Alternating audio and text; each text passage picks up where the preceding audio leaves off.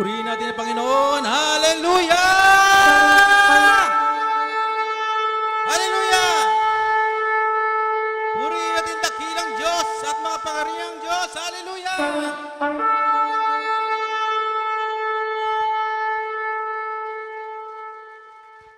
And for our online worshipers, hello po, good morning. God's goodness has been mentioned many times in the Word of God. At marami pong benefits ang goodness ng Panginoon.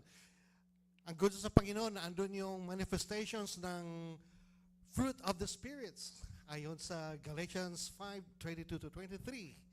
At marami po, and basically, doon sa chapter na memorize ng karamihan sa atin, Psalm 23, verse 6, it says, "Surely goodness and mercy shall follow me all the days of my life, and I will dwell in the house of the Lord forever."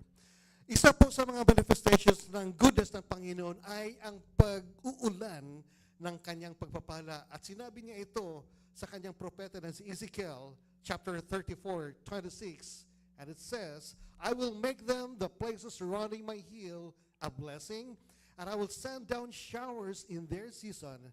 There will be showers of blessings." Hallelujah. At dahil dyan, awitan pa natin, Panginoon.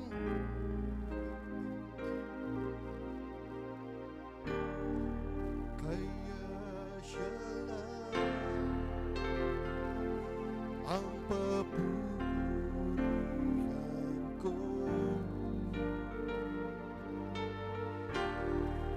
Itataas ang kamay at sasabihin ko, ang galing, galing, galing, galing ng Diyos.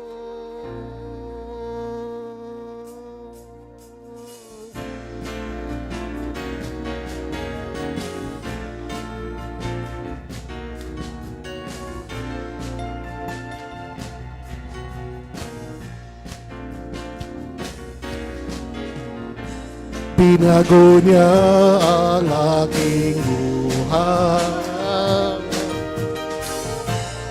Binigyan ng bagong pag-asa. Kaya siya lang ang papupurihan ko. Itataas ang kamay at sasabihin ko, ang galing, galing, galing, galing ng Diyos. Dahil binago ng Panginoon ang ating buhay, binago niya ang ating buhay. Binigyan ng bagong pag-asa. Kaya siya lang ang papupurihan ko. Itataas ang kamay at sasabihin ko, ang galing, galing, galing, galing ng Diyos. Ang galing, ang galing, ang galing ng Panginoon. Ang galing, ang galing, ang galing ng Panginoon. Ihahayag ng langit ko at kabutihan niya. Ang galing, galing, galing, galing ng Diyos. Binago ng Panginoon. Binago niya ang aking buhay. Binigyan ng bagong pag-asa. Kaya siya lang ang papupurihan ko. Itataas ang kamay at sasabihin ko, ang galing, galing, galing, galing ng Diyos. Ang galing, ang galing, ang galing ng Panginoon. Ang galing, ang galing, ang galing ng Panginoon. ihahayag ng labi ko ang kabutihan niya. Ang galing, galing, galing, galing ng Diyos. Ang galing ng Panginoon. Ano po? Ang galing, ang galing, ang galing ng Panginoon. Ang galing, ang galing, ang galing ng Panginoon. Ihahayag ng labi ko ang kabutihan niya. Ang galing, galing, galing, galing ng Diyos. Uulan ng pagpapala, ulan ng pagpapala, ulan ng pagpapala sa bayang ito, O Diyos. Ulan ng pagpapala, ulan ng pagpapala, ulan ng pagpapala sa bayang ito, O Diyos. O Diyos, kami ay luluhod at sa iyo ay sasamba.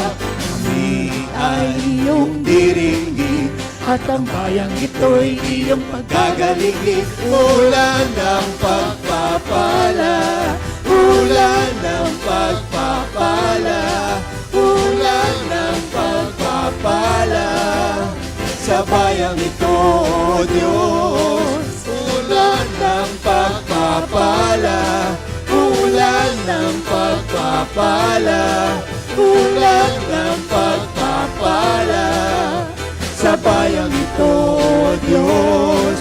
O Diyos, kung kami ay luluhod at sa iyo ay sasamba. kami ay iyong diringgin at ang bayang ito'y iyong pagkagalingin. Ulan ng pagpapala, ulan ng pagpapala, ulan ng pagpapala sa bayang ito, O Diyos. Ulan ng pagpapala, ulan ng pagpapala, ulan ng pagpapala sa bayang ito, O Diyos. O Diyos, Ang galing ng Panginoon. ang galing, ang galing, ang galing ng Panginoon. Ang galing, ang galing, ang galing ng Panginoon. Ihahayag ng labi ko ang kabutihan niya. Ang galing, galing, galing, galing ng Diyos. Ang galing, ang galing, ang galing ng Panginoon. Ang galing, ang galing, ang galing ng Panginoon. Ihahayag ng labi ko ang kabutihan niya. Ang galing, galing, galing, galing, ang galing, galing, galing, galing, ang galing, galing, galing, galing ng Diyos.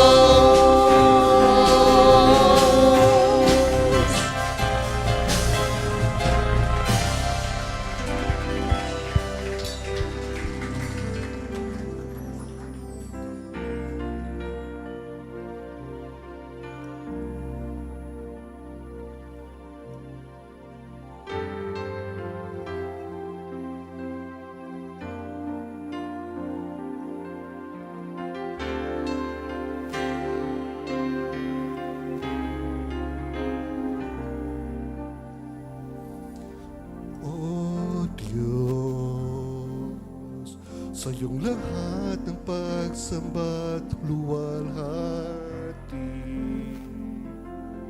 maging hanggang sa pinakaminam kong awit, aawitin sa iyo, O Diyos. isipan ay pagharian mo. At sa aking puso ay hindi na maglaho tanging pag-ibig sa'yo. Ano pa man ang maihahandog ko, Liban sa buhay kong nanggaling sa'yo. Kung ano man sa sandaling ito'y tangan at mga bagay na tinuring kong yaman, ito'y hindi pa rin sapat sa alay na nararapat sa'yo.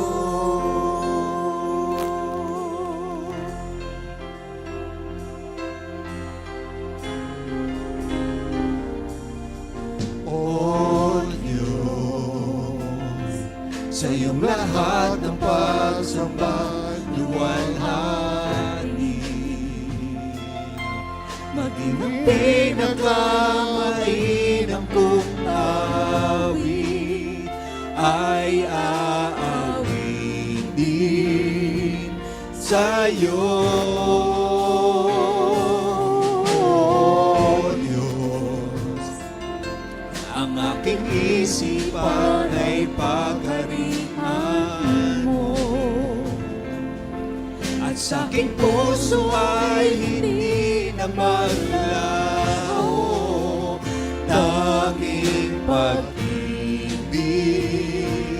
sa'yo. Ano pa bang maihandog ko, liban sa buhay kong nanggaling sa'yo? Kung ano man sa sandaling ito'y tangan at mga bagay na tinuring kong yaman, ito'y hindi pa rin sapat sa alay na nararapat sa'yo.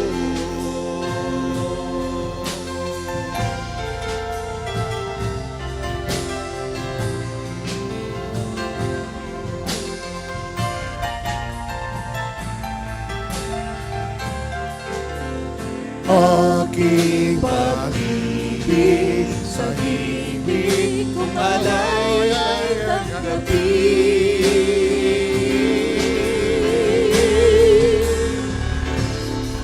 ano pa ba ang maihahandog ko, Liban sa buhay mo na manggaling sa'yo. Kung ano man ang sandaling ito'y tangan at mga bagay na tinuring kong yaman, ito'y hindi pa rin sapat sa alay na nararapat sa'yo.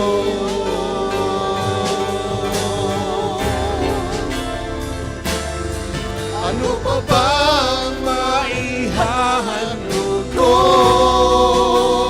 liban sa buhay ko nang galing sa'yo? Kung ano man sa sandaling ito'y tangan at mga bagay na tinuring kong yaman, ito'y hindi pa rin sapat sa alay na nararapat. Ito'y hindi pa rin sapat sa alay na nararapat. Ito'y hindi pa rin sapat sa alay na nararapat sa'yo.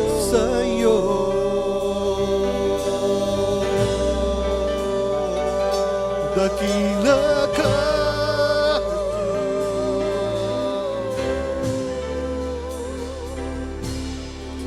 sambahin ngalan mo.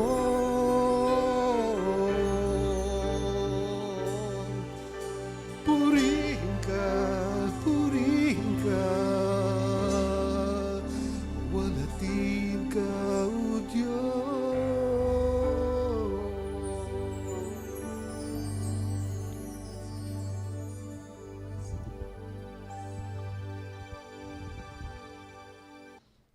Good morning po.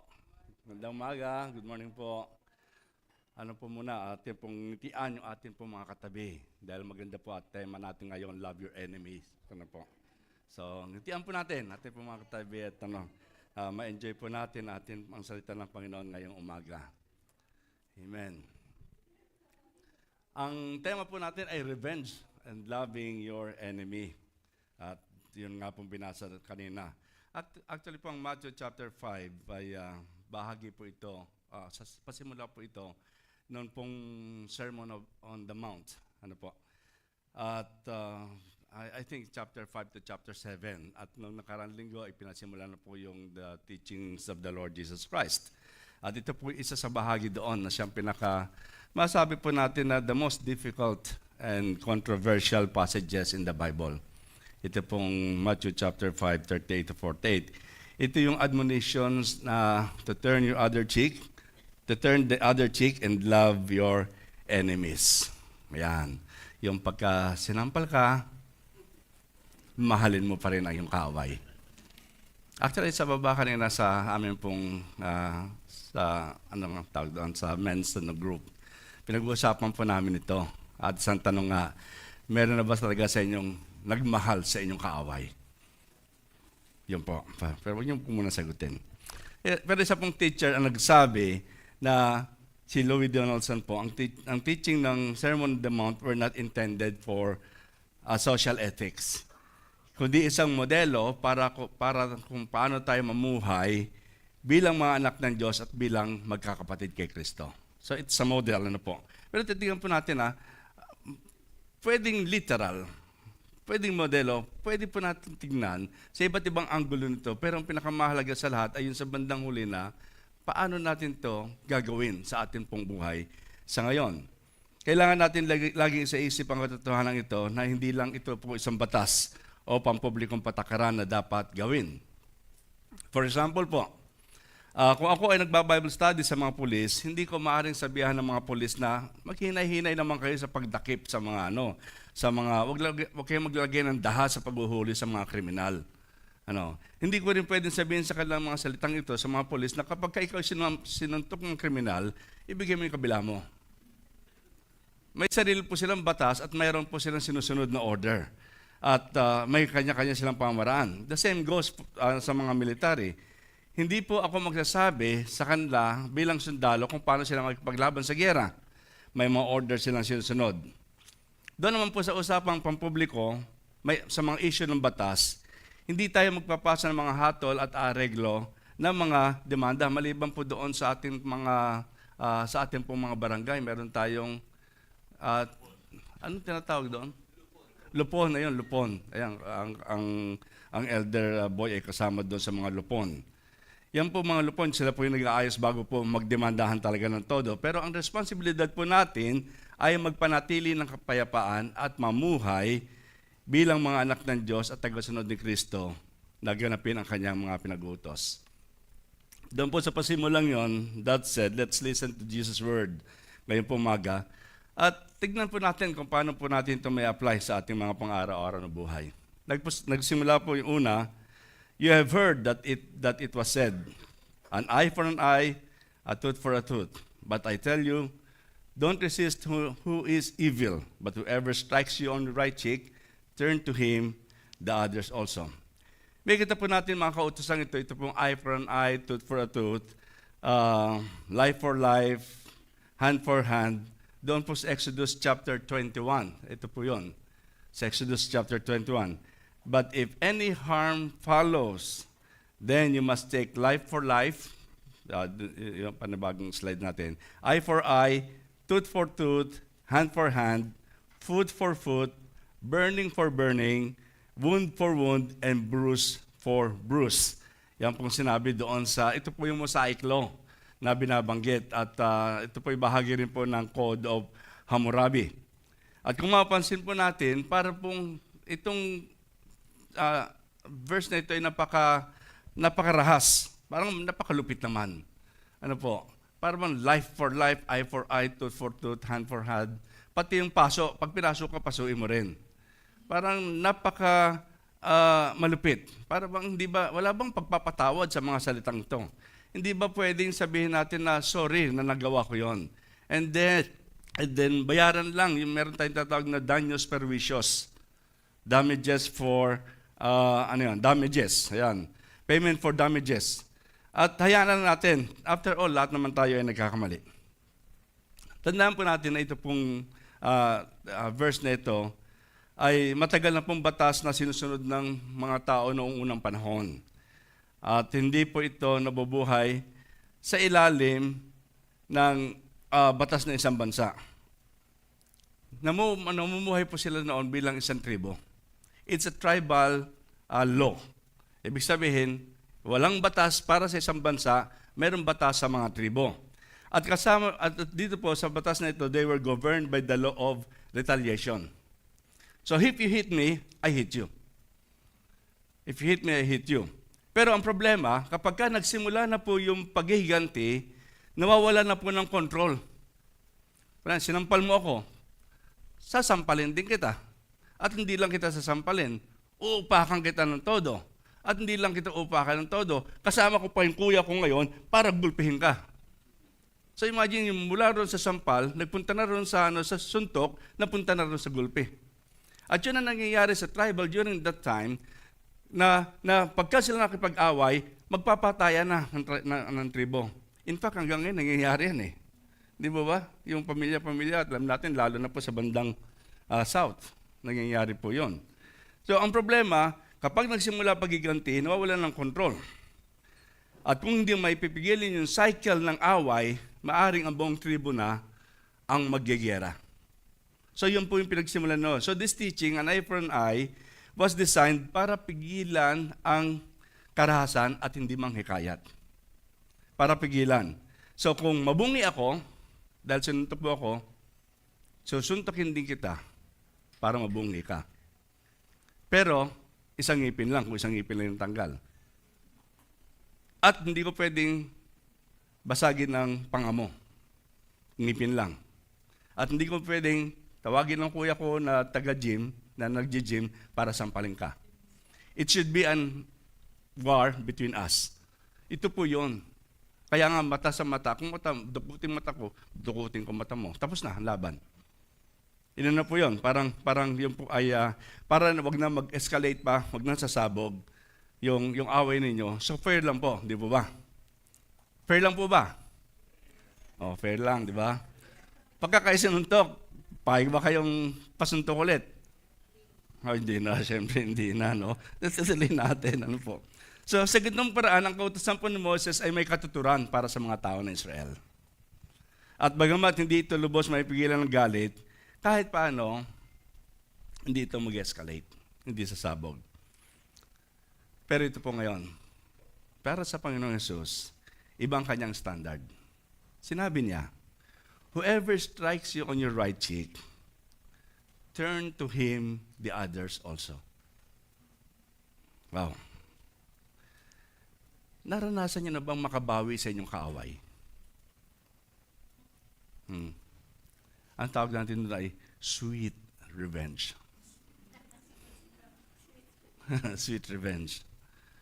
Yung bang nakaganti kayo? Di ba ang sarap makaganti? Sino pa rito nakipagsuntukan na? Taas mong kamay. Huwag na kayo mahiya. Hindi ko naman kayo judge eh. Ayan. Ayan, marami nakapagsuntukan na dito. Ang sarap po manalo sa suntukan, di po ba? Okay. Punta tayo ngayon sa tinuturo ng Panginoon Yesus. Para sa Panginoon Yesus, sabi niya gano'n, whoever strikes you on your right cheek, turn to him the others also. Wala akong problema kung magsuntukan kami, lalo na kung siya ang nagpasimula. Pero I tell you, hindi, meron na pa rin, nagpagsuntukan na rin pala ako nung bata pa ako. Pero nung binata na ako, hindi na ako nagpagsuntukan. Ayoko po mapasag yung gwapo kong mukha. Ang tanong ko po ay, paano mo mamahalin ang isang tao na mas powerful kaysa sa'yo? At lagi kang binubuli. Paano mo mamahalin yon? Ito po ang kakaibahan at shocking na sagot natin, Panginoon Jesus. Sabi niya ganoon, if someone strikes you on the right cheek, turn to him the others also. If someone sues you and take your coat, give to him your cloak as well. If someone asks you to go a mile, go too. Parang hindi makatwiran. Sa totoo lang, I must honestly confess to you that I struggle with yung bang sabi natin, with what my human self wants to do compared with what God wants us to do. Mayroong talaga, may struggle yon. Hindi po ba kayo nag-struggle doon? Na ito sinasabi ni Lord sa atin, pero ito yung tayo. Tayo bilang mga taong gusto natin may pagganti. Pero ito ngayon, sinasabi sa atin ngayong umaga, sa salita ng Diyos, sinasabi niya gano'n na huwag kang gaganti. Ibigay mo pa yung kabila mong cheek, sabi gano'n. Pero kung pag-aaralan natin mabuti, napaka-specific ng mga ito dahil ito po ay nakaugnay o related sa tatlong karaniwang ginagawang pang-aapi ng mga makapangyarihan ng panahon ng Panginoon Yesus sa mga may hirap sa kanilang kapanahunan. So tatlong bagay po ito. Una po gano'n, sabi gano'n na pag sinampal ka, ibigay mo yung kabila mo. Kailangan ko po ng volunteer dito. Gusto ko yung kumanta po ng Tsuper ng Buhay. Titignan ko kung Tsuper ng Buhay. Halika rito, ano. Halika rito. De-demonstrate natin yung pagsampal.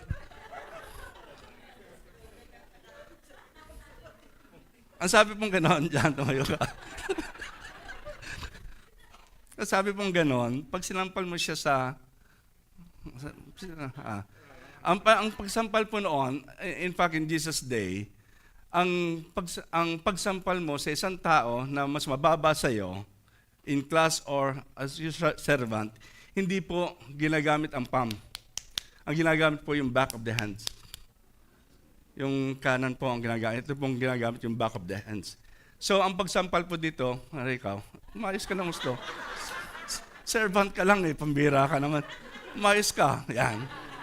Ang pagsampal po talaga doon, yan, ganyan po yan. So, huwag mo naman lisbid, dalawang sampal yan Yun po, pagsampal na ganon, sabi pong ganon, turn your other cheek. Can you turn your other cheek? Yan, yan. Pag sinampal ko palit siya, tatama sa ilong na. Oh, masakit yun. Di ba, masakit yun. Oh. Malapit na ba? Malapit. Hindi na po pwede yun. Masakit yun. So, para masampal ko yung other cheek niya, kailangan kong gawin to. Yan. Pero kapag ginawa ko po yun, ibig sabihin nun, we are equal. Hindi yung nakabawi na equal kami. Hindi siya mababa sa akin. Siya ay kaparehas ko rin. At pwede niya akong bawian ng sampal. O equal kami. So, ibig sabihin nun, kapag ginawa ko siya at sinabi ng Panginoon Jesus, turn your other cheek, hindi ko magagawa yun sa kanya. Kahiya-hiya sa akin yun. Pag sinampal ko siya ng pagganito, dahil ibinababa ko ang sarili ko, sa pag hindi niya pag-retaliate. Pwede ka na? Salamat at nakapagpigil ako. So, mahalaga po yun. Yung konseptong yun, kapag tinitignan po natin, para maunawa natin na yung pag-turn niya ng other cheek, ibig sabihin nun, non-retaliation, sabi natin po na hindi siya nag-retaliate, hindi po ito yung nag-revenge siya sa kanya, at ginawa niya yon para lalong pong mapahiya yung kanya pong kaaway. So, now, sabi mo gano'n, ang isang paraan, ngayon, yung ikalawa po pala, nawala po ako dito sa akin sasabihin. Non-avenging, non-retaliatory, humble, gentle spirit as a citizen of the kingdom. At ito po ay nagpapahiya sa isang tao. Ngayon po, tungkol naman sa cloak o balabal. Ang sabi po if anyone sue you, dinimanda ka, and take your tunic, let him have your cloak as well. In Jesus' day, ito po yung picture, the Jews of his day were yung pong mga tao at that time, nakasuot lang po ng dalawang principal garments. yung pong interior coat or tunic, panloob yan, o undergarment, may kita nyo po yon. And then, yung pong isa naman po ay yung more costly interior na exterior cloak, yung outer garment. Makikita naman po niya, parang gawa balat yan, maganda yan, minsan balahibo pa yan ng hayop. At ito pong cloak nito was used not only as a jacket or overcoat during the day, ginagamit din po nila itong kumot kapag matutulog sila sa gabi. And by Mosaic law, yung pong outer cloak ay isang pag-aari na hindi maaring itago sa isang may utang sa loob na isang araw. Kung siya may utang man, kinuha mo yung cloak niya, yung kanyang panlabas, hindi mo pwedeng kunin yun overnight. Ibabalik mo sa kanya by Mosaic law. Kasi ito po sinabi sa Exodus chapter 22, verse 26. If you ever take your neighbor's cloak in pledge, you shall return it to him before the sun goes down. For that is his only covering, and it is his cloak for his body. In what else shall sleep? And if he cries to me, I will hear, for I am compassionate. Yun ang matindi ron. Pagka tinanggal mo siya ng damit at hindi mo ibinilik sa kanya at umiyak yan sa Panginoon, pakikinggan ng Diyos yan at yari ka. So sabi nga nun, ibalik mo yan sa gabi. Pero sa sinabi ng Panginoon Jesus, iba na naman. Kung tayo ay demanda kahit na sa maliit na halaga, sa halip na kontrahin at magalit pa sila, ibigay mo na rin yung panloob mong kasuotan. Yung panloob mong kasuotan. Ito ay isang gawa ng kawalang katarungan sa mga mahihirap. At tumayo ka roon, hubot-hubad, sa korte. May magde-demonstrate po ba? Wala po. Kahiya-hiya. Imagine, dinimanda ka, binigay yung cloak, hinubad mo lahat, kunin mo na lahat. Yan naman ang gustong mangyari, pahirapan kami. Once again, kahiyan po ito doon sa mga taong gumagawa noon. Non-retaliatory, wala pong pag-retaliate na kasama. Sa madaling salita, kahiya, pero radical po ng pagkilos, nilalantad mo naman ang kanilang kalupitan sa mahihirap. Tungkol naman po sa 2 milya. Sa batas ng Roma ay nagsasaad na ang isang sundalong Romano ay may karapatang kumuha ng sinumang tao para pasanin ang gamit nila, pero hanggang 1 mile lang po. Legal po yun sa kanila. Naalala niyo po si Simon the Cyrene? Simon from Cyrene. Na siya yung tinawag ng mga Romano dahil ang Panginoon Jesus ay ilang beses na nadapa, baakyat ng Golgota. At sabi nga, halika dito, buhatin mo, ikaw lang magbuhat ng krus. Hindi niya kusa yun, para sabihin ko pa sa inyo, hindi yun. Siya pa itinawag ng Romano para dalhin yon kasi karapatan ng Romano na tumawag ng isang tao para bitbitin kung ano man dala. At sila po, kapag may mga dala-dala sila, kumukuha sila ng mga tao, pero ang batas po ay 1 milya lang, hindi pwedeng 2 milya. So every first mile, nagpapalit po yan ng tao. Tatanggalin yung kukuha naman ng panibagong tao sa daan at sila naman ang bubuhat. Pero sinabi rito ng Panginoon Jesus, kapag ikaw ay inutusan na dalhin mo ng 1 milya, gawin mo ng 2 milya. At magkakaproblema sila sa batas. Imagine yung mga reaction na minsan hindi natin niisip na, pwede pala na mapapahiya sila. Pwede pala sila ang kakasuhan sa halip na ako. Pwede pala mangyari yun. Ano po? So dito po, ine-expose niya ang kalokohan at kalupitan ng batas.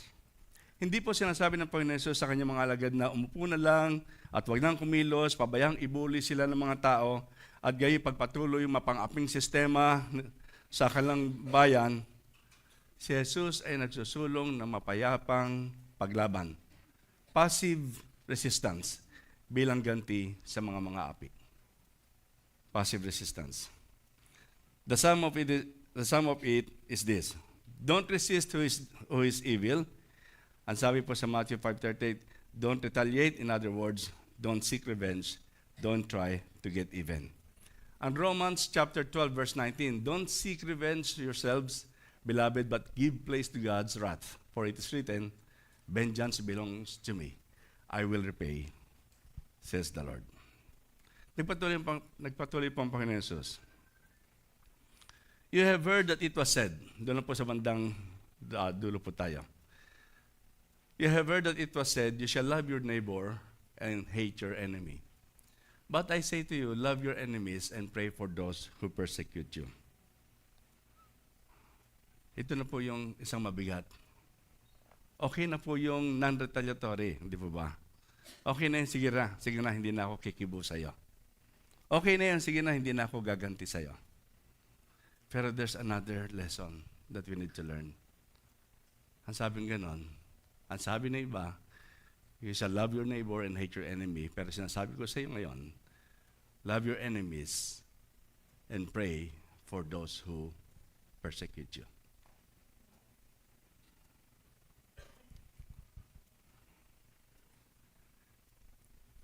Mayroon po tayong mga enemies, hindi po ba? Can you think of anyone who's out to harm you? Na may nagagalit sa inyo? May isip niyo ba minsan ngayong umaga kapag sinabi natin, you have enemies? Sino nang pumasok sa isip ninyo? I hope wala po rito sa loob ng church. Sino po? Naisip niyo bang mahalin sila kahit na nilapastangan nila ang buhay mo?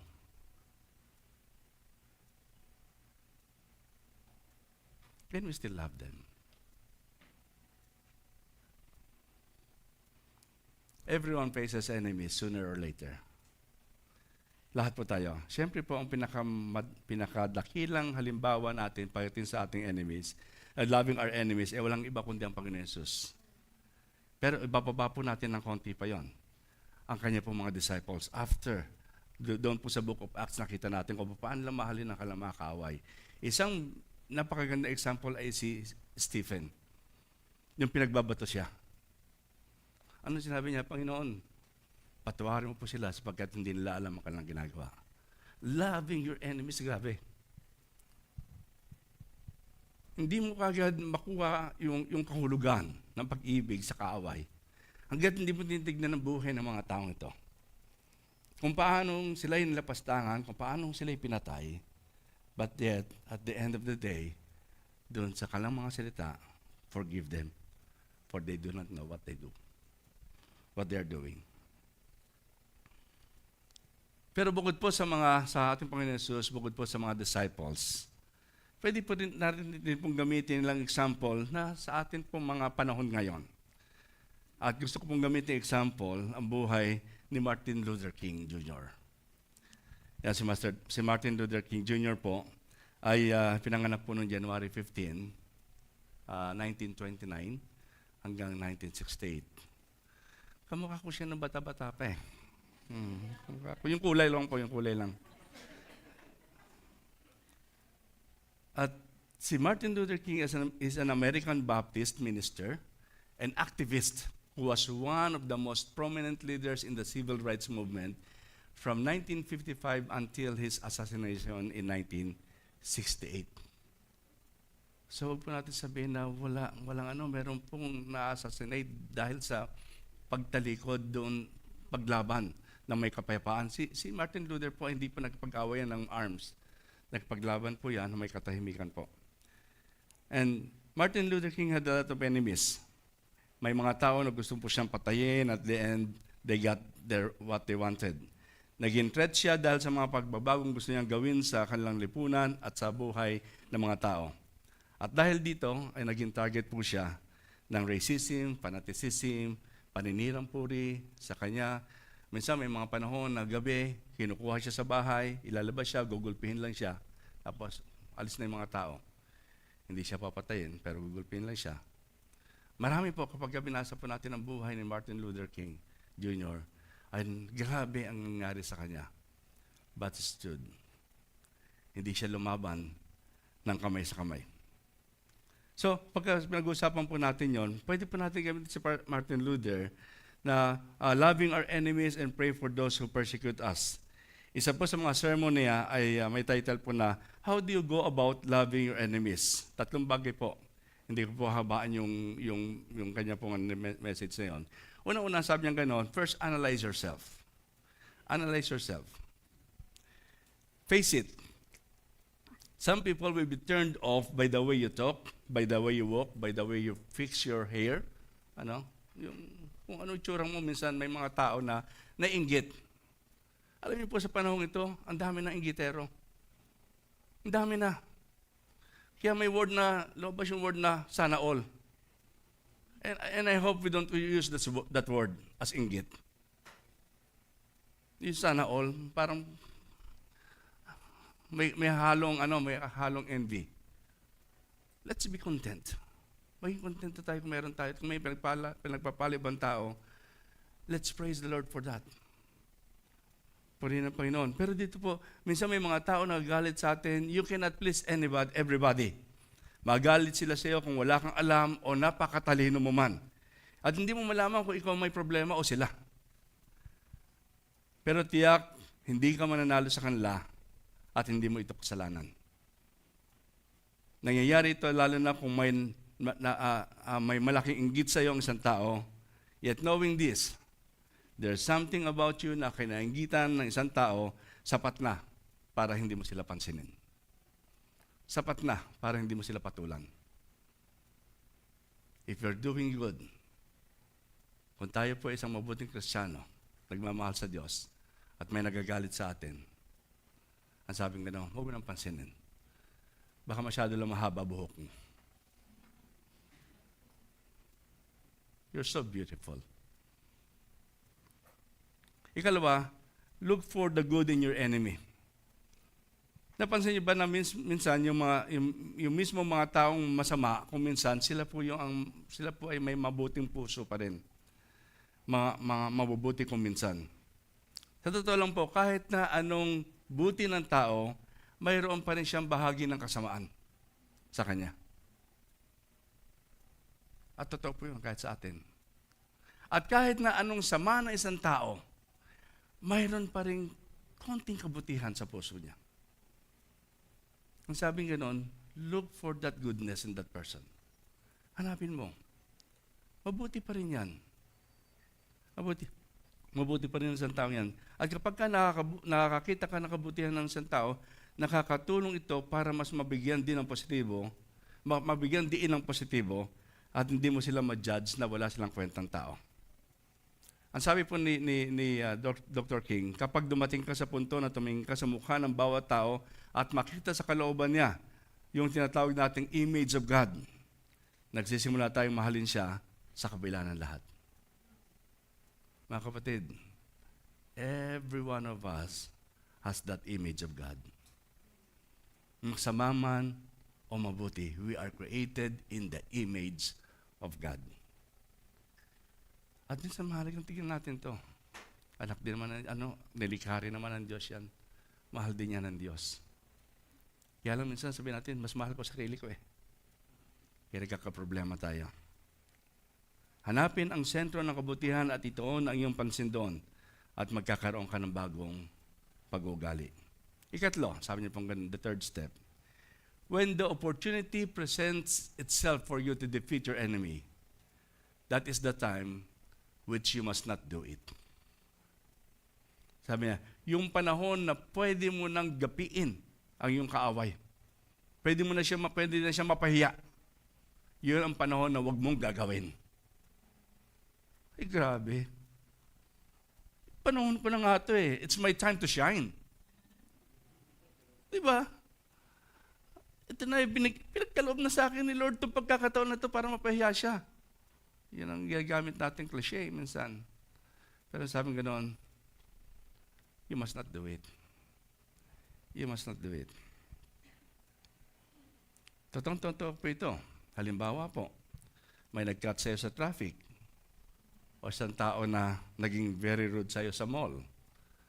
Then bigla na lang, biglang dumating sa opisina mo at mag-apply pala ng trabaho, ikaw yung naroroon. Kaya pala siya nag-cut sa traffic kasi nagmamadali siya at baka malate siya sa interview. O kaya pala siya naging very rude sa'yo na sumingit na bigla doon sa daanan doon sa mall kasi nagmamadali siya na pupunta pala sa opisina mo. At pagdating niya doon, ikaw nakita niya. At ano sabi mo kagad? Bagsak ka na. Galing mo pa lang doon sa baba kanina, sama na. Umulis ka na. Ang sabi ni Martin Luther, ni Dr. King, sabi niya ganon, yun ang panahon na huwag mong gagawin. Yun ang panahon na pwede mo ipakita sa kanyang kapangyarihan ang pag-ibig ng Diyos sa kanya.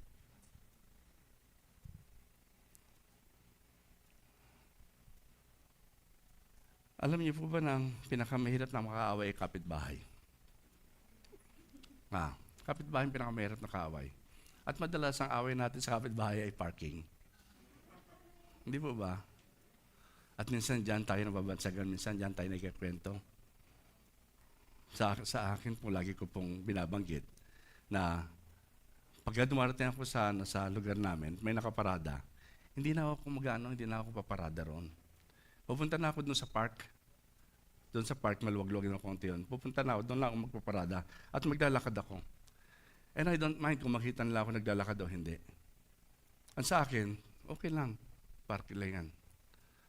May maganda pa naman lugar doon. Alam niyo ba kung bakit hindi magandang kaaway ang kapitbahay? Pag ginawa mo sila na isang bagay na hindi mabuti, ikikwento ka nila. Sa subdivision. Sa buong subdivision. Ayan ba? Ayan ba? Kasi isang araw, namamasyal lang po ako. Namamasyal lang.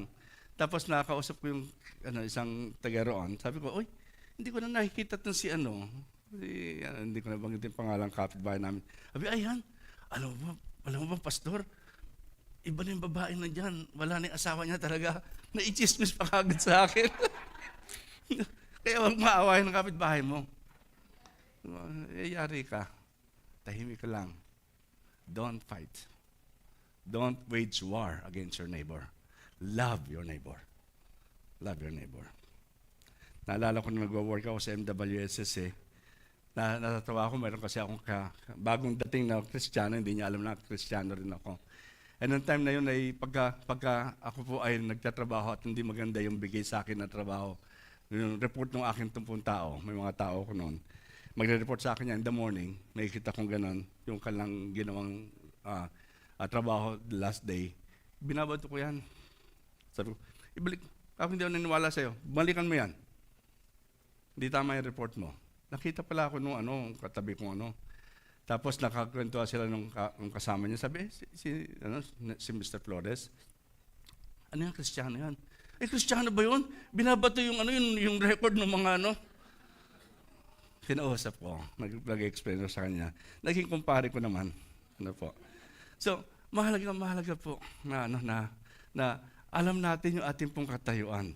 At kapag dumating na po yung panahon na yon, mag-iingat po tayo doon sa ating pong gagawin. And sabi ko ni Dr. King, in the final analysis, love is not sentimental, something we talk about.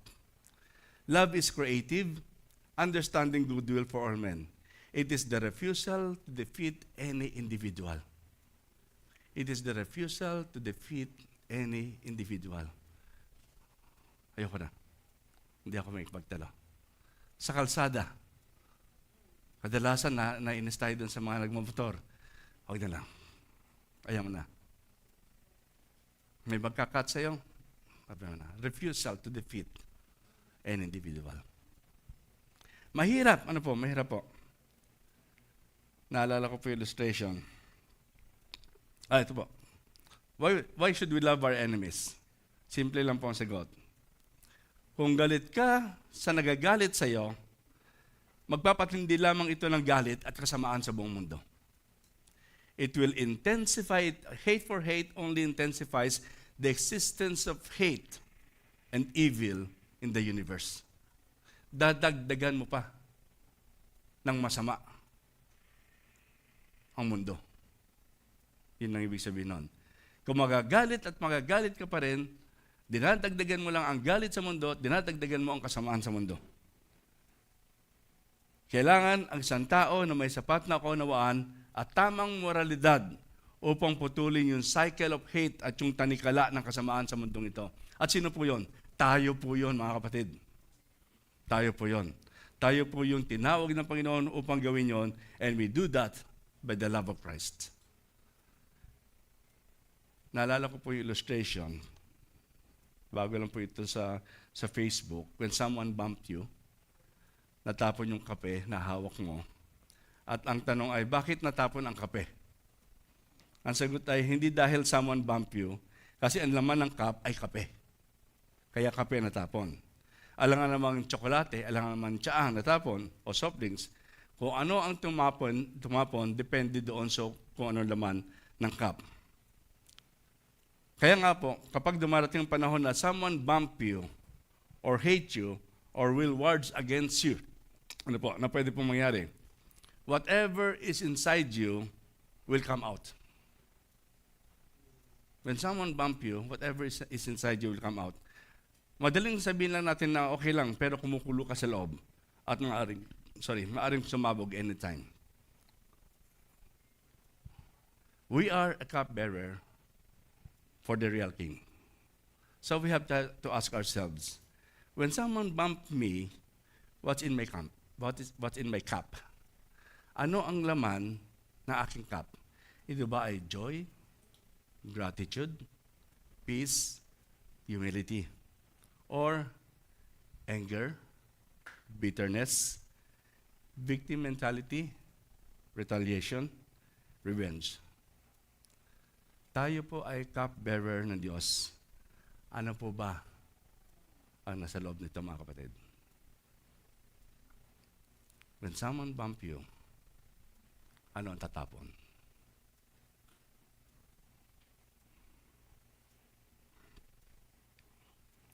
Ito po yung inaasahan po natin na magiging take home po natin for today. Marami pa po tayong dapat sabihin patungkol sa forgiveness. Lalo-lalo na po yung issue ng forgiveness. But it will take so much time para mapag-usapan po natin yan. Pero ito po ang take home natin for today. The power to walk away from a fight. No matter who they are or what they do. Turn the other cheek. Let them have your cloak as well. Go the second mile. Pray for the enemy, and the ability to love and forgive our enemies is a gift of God made possible by the death and resurrection of Jesus Christ. Hindi natin magagawa sa atin pong mga sarili. But it is a gift of God. Kaloob sa atin ng Diyos yan, mga kapatid, for us to retaliate, not to retaliate. It is a gift of God for us to turn our other cheek, to give our cloak as well, to walk a second mile. It is a gift of God. At ito po ay pwede lamang by the death and resurrection of Jesus Christ. This may never change the way people treat us, but our conscience will be clear. Most importantly, pag ginawa po natin ito, we will bring honor and glory to God in the process. And at the end of the day, that's what matters most. Give glory to Him. Mga kapatid, hindi po ito overnight. But can we practice it? Pwede po ba natin i-practice sa ating buhay? Araw-araw. So when we come together to celebrate God's goodness, makapagpasalamat tayo. Sapagkat minsan pa, natutunan nating mahalin na ating mga kaaway. Regardless of who they are, regardless of what they did to us, but because of the grace of God. Pray po tayo. Let us pray. Panginoon, salamat po na marami sa mensahe mo po ngayong umaga. Totoo po, Panginoon, na napaka-controversial at napakahirap ng mga pagtuturong ito. Pero Panginoon, amin pong wawaring maigi, hindi naman po kami sa aming sarilang gagawa nito. It is by the power of the Holy Spirit that is living within us. Yung pong kapangyarihan mo, Panginoon. Yung pag-ibig mo. Na minsan mo nang inihayag doon sa krus. Kung paano sinabi mo, Panginoon, doon sa krus, forgive them. Patungan mo po sila. At sinabi mo nga po, Panginoon, paano kami patatawarin kung kami mismo ay hindi marunong magpatawad. May we learn to forgive others, not only sa amin po mga bibig, hindi lang sa amin sinasalita, maging sa amin pong pagkilos. Panginoon, patawarin mo po kami. Patawarin mo po kami, Panginoon. Kung sa amin pong mga isip ay mayroon pong mga kaaway na pumapasok sa aming isip na dapat namin gantihan, linisin mo po kami, Panginoon. Huwag mo pong hayaan na sila ang mag-control ng buhay namin. Huwag mo pong hayaan, Panginoon, na ang aming kaaway ang siya magsasabi kung ano magiging aksyon namin. Let the Holy Spirit, let the love of Christ bring us into that right action. We thank you, Lord. We thank you. In Jesus' name. Amen.